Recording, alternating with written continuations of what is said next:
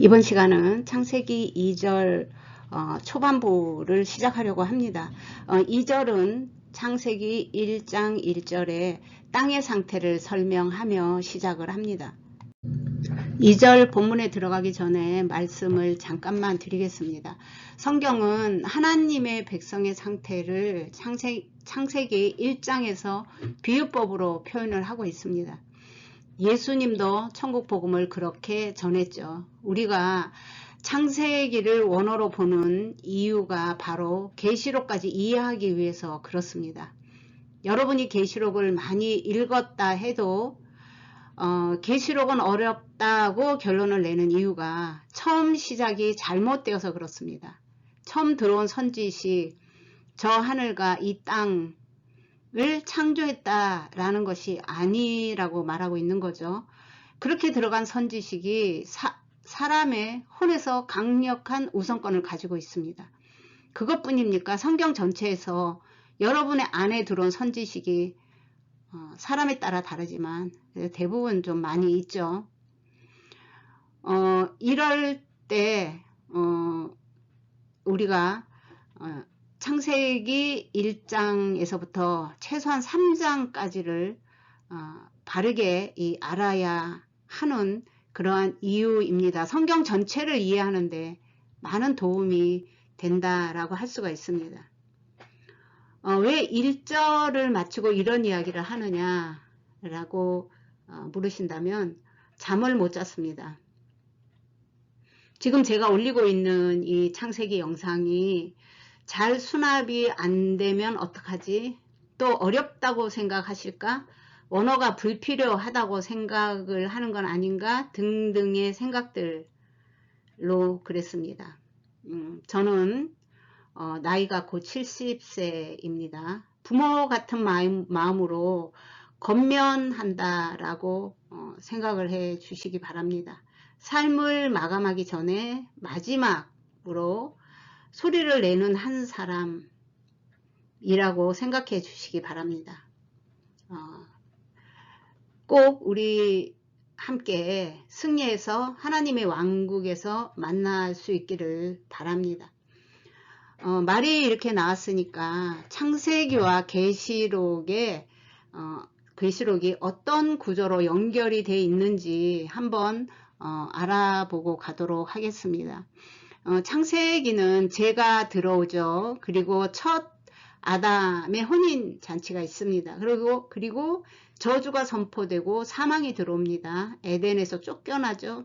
슬픔과 고난의 삶을 살죠. 그리고 소돔과 애굽 이야기가 나와요. 인간 지배의 끝이 나옵니다. 그런데 계시록을 보면 죄가 사라집니다. 마지막 아담의 혼인 잔치가 19장에 있습니다.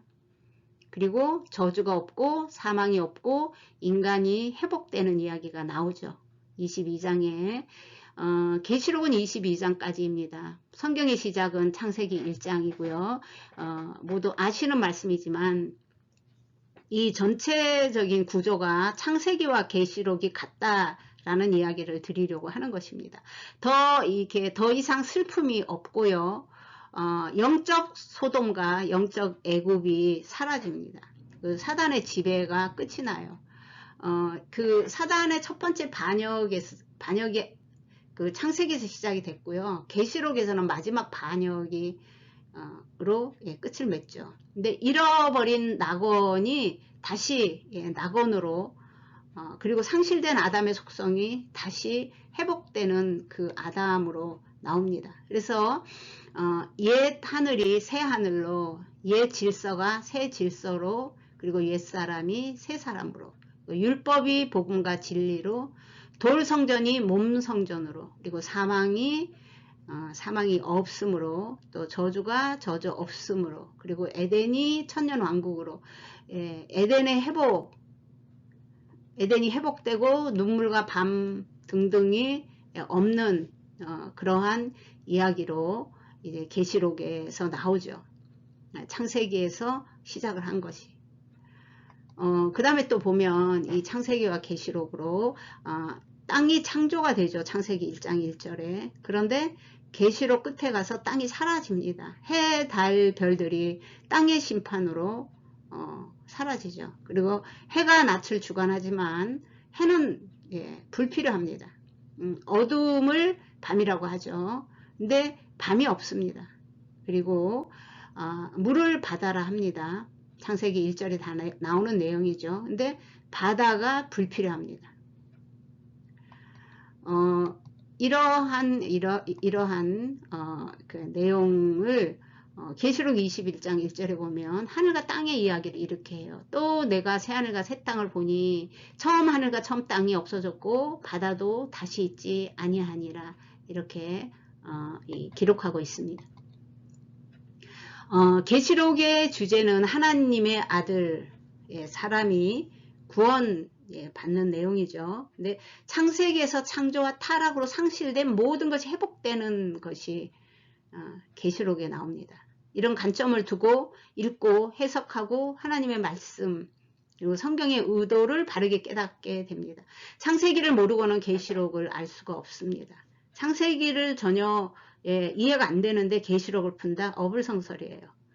10번, 50번을 읽었어도 구절은 암기할 수 있죠. 이게 기반이 될 수는 있어요. 그러나 하나님의 의도를 깨닫는 것과는 다른 이야기입니다.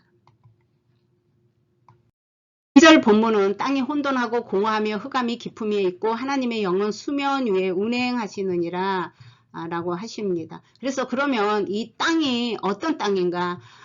땅의 상태를 지금 말하고 있는데 그렇죠? 땅이 어떻다고요? 혼돈과 공허와 흑암이 깊음에 있다고 해요. 그럼 이 땅은 무슨 땅인가? 바로 이 땅의 원어를 보니까 베하 아레츠예요. 이 베하 아레츠 앞에 있는 이 바브는 앞에서 많이 설명을 드렸습니다. 바브는 연결하다 그리고 못 고정하다라는 것 뜻이 있다 그랬어요. 무엇과 연결이 됐는가? 바로 그 땅 1장 1절에서 그 완성된 그 사람의 심령의 땅을 말하고 있죠. 그래서 이 1절이 다 들어왔다는 내용이에요. 그리고 그 땅은 이렇게 해석이 되는 거죠.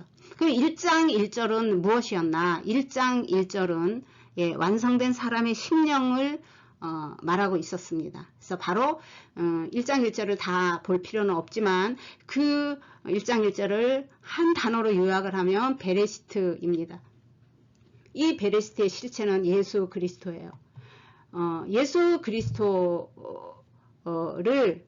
머리 대신 그 분 안에서 그 만들겠다 그리고 완성되었다 라고 되어 있어요. 자, 하나님은 1절에 결론을 내놓으셨습니다. 그리고 그것을 전개해 나가시는데 바로 2절부터 시작이 됩니다. 무엇을 1장 1절에서 결론을 냈나? 바로 사람의 속성입니다. 말씀을 담을 수 있는 그릇, 예수님 같은 자녀로 만들겠다라는 내용이었죠. 바로 이 가운데 있는 새 알파벳을 보면 바로 이렇게 그 알파벳으로 이루어진 단어가 로시입니다. 주님이 우리의 머리 되신다. 그 머리 되신 그분 안에서 우리를 만들었다. 이런 내용이 되는 거죠.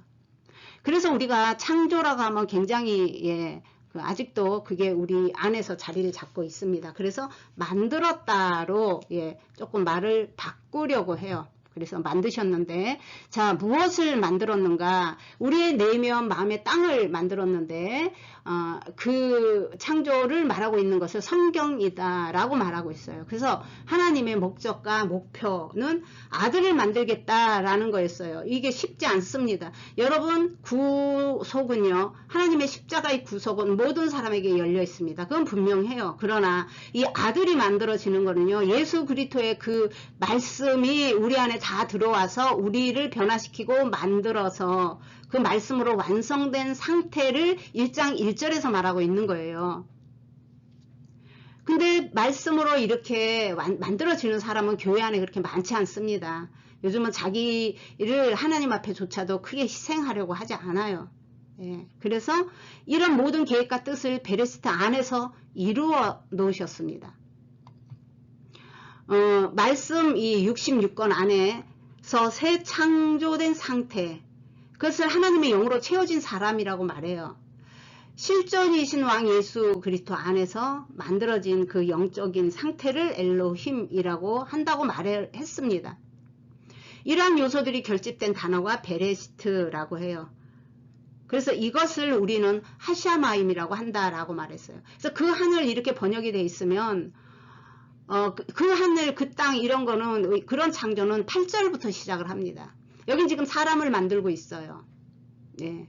그래서 하샤마임이라고 하고 이것이 어디로 들어간다? 이렇게 베레시트가 얼마나 어마어마한지 여러분 모르시죠? 이 베레시트 안에 있는 요 단어들로 이게 산출할 수 있는 그 단어가 600개 이상이라고 말해요. 성경 전체를 뜻하기 때문에 그럴 거예요. 저는 거기까지는 아직 가지 못했습니다. 저는 히브리어를 가르치는 사람이 아니에요. 예. 그러나 이게 몇십 개 이상 나온다는 거는 알고 있습니다. 예. 그래서 그렇게 된 상태, 예, 바로 거기에 함축되어 있는 이 단어들이 뜻하고 의미하는 모든 것으로 된 것이 하샤마임이에요. 그러니까 우리가 생각하는 저 하늘은 전혀 아니죠. 그래서 그것이 사람과 하나가 됐을 때 이 사람이 그 원하시는 그 상태로 만들어진 것이다 라는 이야기를 하고 있어요. 그래서 연결되어 하나님의 자녀의 심령 성전으로 만들어진 이야기를 우리에게 지금 펼쳐서 보여주는 그림이다 라고 할 수 있고요. 하나님과 사람이 하나 되기 위한 목적이에요. 이것을 구속사적으로 그 일이 끝났다. 이것을 예정이다 라고 말할 수가 있는 것입니다. 그리고 1절은 하늘과 땅이 하나 되었다 라는 것은요, 에레치의 땅으로 만들어진 땅으로 만든 말씀이 다 들어왔다 라는 뜻이에요. 예, 교회 다니는 거랑은 좀 다릅니다. 구속도 다릅니다. 많은 사람이 십자가의 그 구속의 은혜를 입어요. 그러나 완성되는 데는 나의 자유의지가 필요하고, 예, 나의 결단이 필요하고, 예, 그래요. 그래서 그 전부 다 아들이 되지는 못한다는 것은 분명한 말씀입니다. 그래서 이런 상태를 사람이 완성되었다, 엘로힘으로 만들어졌다, 예수 그리스도의 영으로 채워졌다 라고 해요. 이 그림을 이해한 베드로는 베드로전서 2장 9절에 너희는 택하신 족속이요 왕같은 제사장들이요 거룩한 나라요 그의 소유된 백성이니 라고 말을 하고 있습니다. 2절에 땅의 혼돈과 공허와 흑암은 그리고 그 땅 아레츠, 그리고 그 땅은 생명이 없는 상태, 그리고 피조물이 없는 상태라는 뜻을 가지고 있어요. 이 같은 내용을 가지고 있는 곳을 한 군데만 찾겠습니다. 예레미야 4장 23절에 보라 내가 땅을 본즉 혼돈하고 공허하며 하늘에는 빛이 없으며 25절에 내가 본즉 사람이 없으며 공중의 새가 다 날아갔으며 라고 말합니다. 이건 사람의 내용을 말해요. 정리가 되어 있지 않은 사람의 무질서한 상태라고 할 수가 있습니다. 그래서 이 사람의 상태를 비유법을 써서 표현해 주고 있는 거죠. 제가 이 아레츠, 베하 아레츠를 아레츠만 그 히브리 사전에서 찾아서 보았습니다. 그랬더니 땅, 나라, 소유, 밭, 본토 등등의 이 뜻이 나와요. 근데 제가 지금까지 설명한 이 개념으로 보지 않으면 여러분 땅, 나라, 소유, 밭, 그러니까 그냥 이 세상에 있는 서로 밭, 농사 짓는 땅, 뭐 이런 거로 생각할 수밖에 없어요. 왜냐하면 이 원어를 가지고 이 번역을 할 때 이 번역본은 그 나라가 사용하는 언어를 가지고 번역을 하는데 나타내는데 한계가 있습니다. 어쩔 수가 없어요, 그거는. 그런데 이게 이제 아레츠의 땅이 무엇인지 알았습니다. 우리의 심령의 땅을 말해요. 근데 다 이제 여기에 나타나는 모든 이 뜻이 아레츠를 뜻합니다. 그래서 땅 하면 우리의 심령의 땅에 하나님이 자정하실 수 있는 그러한 토대가 형성됐다는 거예요. 그런 뜻을 가지고 있는 걸 하나님의 나라라고 해요. 예수님도 이미 너희 아래 하나님의 나라가 임하였느니라 라고 말하는 게 그런 뜻으로 말하는 것입니다. 같은 아레츠를 뜻합니다. 그래서 여기에 말하는 이 소유는요, 소유는 헬라어로 세귤라예요. 이 세귤라는 무슨 뜻이냐면 그분이 가지고 있는 것 중에 가장 소중한 것, 가지고 있는 것 중에, 그래서 하나님의 세귤라는 바로 하나님 백성, 백성이 된 그 하나님의 자녀들입니다. 그게 하나님에게 가장 소중한 거예요. 그리고 이 밭은 예수님이 오셔서 4가지 밭을 말했죠. 그 밭이 옥토로 된 밭은 말씀이 그 사람의 밭을 옥토로 만든 거잖아요. 말씀을 받을 수 있는 그 토양. 그런 밭에는 씨가 떨어지면 어떻게 해요? 30배, 60배, 100배의 결실을 한다 라고 말씀하세요. 그리고 이 본토는 또 뭐냐? 본토는 창조하신 원상태로 회복된 땅을 말해요. 원래 아담은 지금 이렇게 죄를 짓고 쫓겨나기 전에 그 원상태는요. 그런 말씀들이 지금 하나님이 우리를 만들려고 하는 그 애쓰심, 이미 그런 것들을 가지고 있었습니다. 그래서 백성된 심령의 땅을 나타낼 때 사용하는 언어다라고 말씀을 드릴 수가 있습니다. 여기까지 시청해주신 여러분들 감사합니다.